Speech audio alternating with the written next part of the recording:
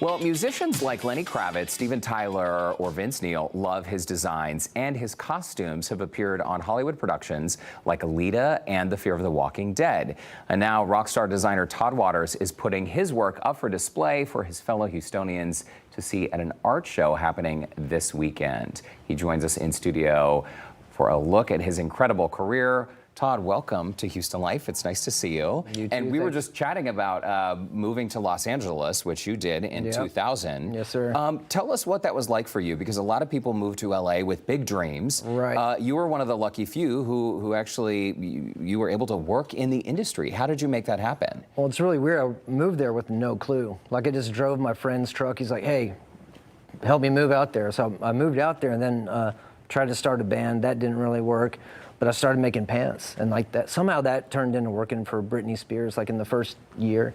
Well, okay, so that's a pretty incredible rise to fame to have a client like Britney Spears. You started something in 2001, Junker Designs. Yes, sir. What was the mission of Junker Designs? This was clothing, edgy clothing? Yeah, it was edgy clothing. I was like, I needed pants that I wanted to wear, and I needed t-shirts that I wanted to wear, so I was just doing it myself, and people were like, hey man, I like that, and they were gonna give me money that would pay my rent. Like, I was just like, this is great, I'll do this. This is really cool. Yeah. Like, I made this and you're paying me for it. Yeah. So once Britney Spears was wearing your wardrobe, did that open a lot of doors for you? I can imagine you were a hot ticket. Yeah, because I think, like, you know, a stylist talks to another stylist. So it was Britney Spears, Christina Aguilera, Pink, Shakira, like all like in the first like year and a half or 2 years, because they all talk to each other. Interesting as well, the fact that you were able to design clothing for celebrities while at the same time working for TV and film. That's kind of a rare combination of skills. How did you transition into film and TV?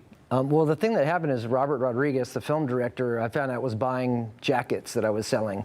So I had to figure out, I was like, I need to get a hold of this guy. So it was like a weird story where we had to call the makeup artist, and the makeup artist was talking to Jessica Alba, and Jessica Alba called Robert, and I was like, can you get his number? And then I called him, and I was like, I want to work on movies. And like, that's how I worked in movies. And that's incredible. I feel like it underscores this idea that it's not what you know, it's who you know. And your work spoke for itself, and word of mouth really helped you in the biz. Yeah, yeah. How do you describe your style? Because I know it seems like a lot of your work is based on collage, where you're using different materials and you're sort of putting them all together to create the magic. When did you realize you had this skill? I'm not even really sure, but I think it happened from building like model tanks when I was little, like tons of little parts to make a big part. And then when it moved to clothes, like I couldn't afford to buy like leather, so I had to get scraps of leather and then put scraps of leather together, and it became like an assemblage or a collage, and that's just how I work it. And you can see these pieces have like a lot of tiny little doodads all over them. And we're seeing some images. This is some of your work from over the decades. Yes. You have a show that's coming up, and this is essentially a one-of-a-kind show that's been curated for several decades as an artist and clothing designers. So Houstonians or anyone in the Houston area can come out and see this work up close. Yeah, Hardy and Ant Studios. It's owned by artists. I'm like super stoked. I've known the girl that runs the place there for probably 30 years, named Claire.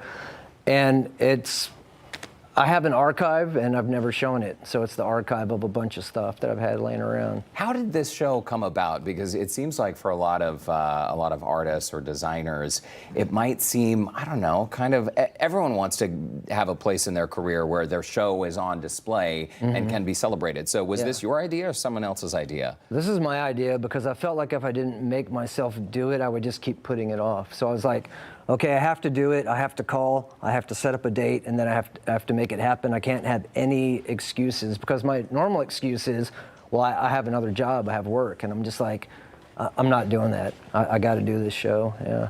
It's incredible that you're doing it. Now, the kimono, I think we can take a shot of the kimono that's right over your shoulder. Some of our viewers, it's not this one right here, but it's the one behind you. Some of our viewers may recognize this kimono from... This is a Vince Neil kimono they may recognize it. There's like the nasty cousin to this one is on tour. So what I do is I make two pretty similar pieces, and I like to show him two things, and then he picks one, and then one, like I said, I'm trying to build my archive. So this is like kind of like the nasty cousin to the one that's on tour right now. It's really cool. And typically when you're designing for television or for film, do you retain ownership of these items? No, it kind of depends on the paperwork that you sign, but for television and film, it's all owned by the production company.